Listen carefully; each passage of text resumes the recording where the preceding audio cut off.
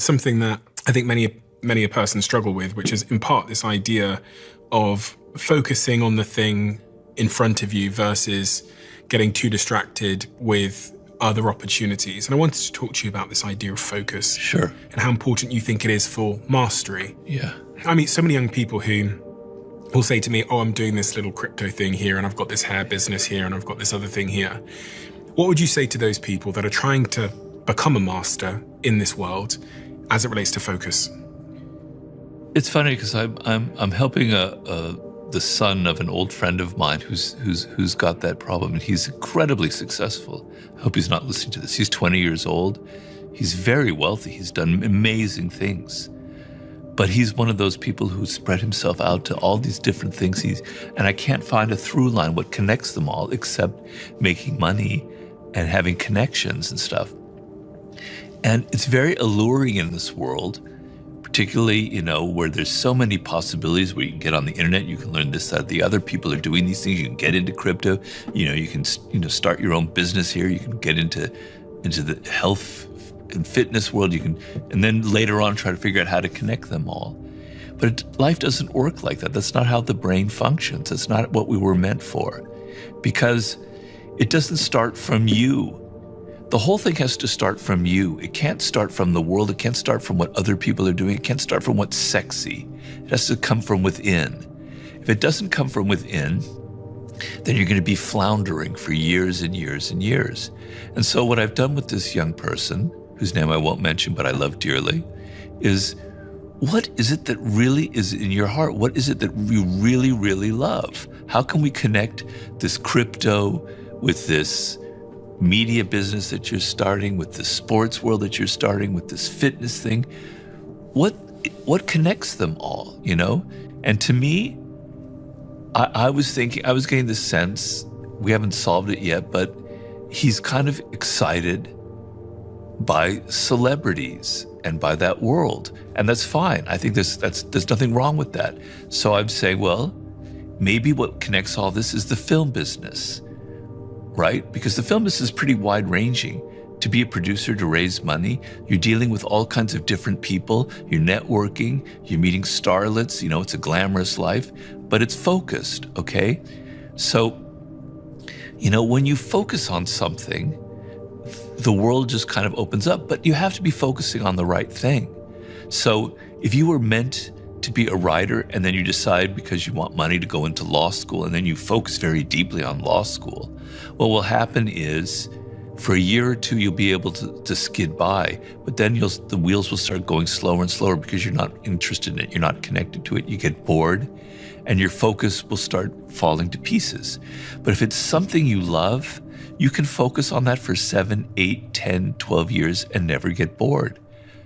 From observing a certain family member of mine do a very similar thing, part of it as well is that when she would start one pursuit, starting X business, it would get hard, as it always does. And when you look over at the person across the road, they seem to be having a much easier life with their thing, or with their crypto, or with their whatever. Yeah. And they tell you the story of how much money they've made and how easy it was, whatever. So you get tempted into believing that the grass is greener, you pursue that. So now you're doing two things. Now your first thing starts to suffer.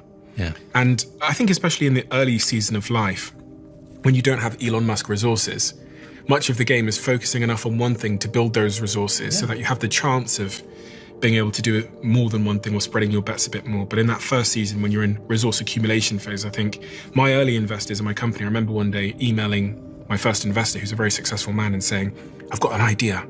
And it was an idea other than the one he'd invested in. And I remember the email, I was 18 years old, and he hit me so hard on that email. He was like, if you don't focus on one thing, you will never, ever Wait, you be were successful. the one that was interested in this other Yeah, I was trying to... He was the one, Yeah, so my investor, he was a very successful man, and I emailed him this other idea, which I thought was amazing. Yeah. And he sent me this email back, which was like being hit by a whip. And he was like, if you don't focus on one thing now, you will never be successful. Because also you rob yourself, as you said, of the chance of accumulating deep skills. Yeah. Yes, it is. I remember this is something that wise people know. And if you're young, if you have like a mentor like you did, who could tell you the truth, the ropes as they are. It will help save you years of misery. I remember when we were at American Apparel, it was the year 2007. The company was just about to go public.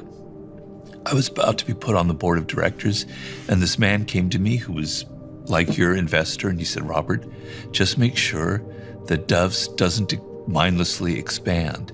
Make the brand focused. Have it focused on one thing, and then he will be successful.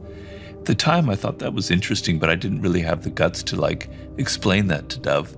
But there are people out there who understand the truth of this. But the other thing about envy, like you say, you see your other friend doing crypto and they're having so much fun and making so much money. To tell you, it's bullshit. They're not having as much fun as you think, right? People create a front on Instagram or TikTok or wherever, where life seems so glorious, but they're never having as much fun as you might imagine. You know, in my book, Laws of Human Nature, I talk about Aristotle Onassis, who in the 60s was the wealthiest man in the world. He was married to John F. Kennedy's widow, Jacqueline Kennedy, Jacqueline Onassis. Who could be happier than that? He had yachts, etc. He was the most unhappiest, miserable person in the world, as Jacqueline Kennedy explained in her autobiography. He was such a mean-spirited, unhappy person. Yet everybody envied him because he had this beautiful wife and all that money. The people you envy are not doing nearly as well as you think, so don't let that influence your decisions in life.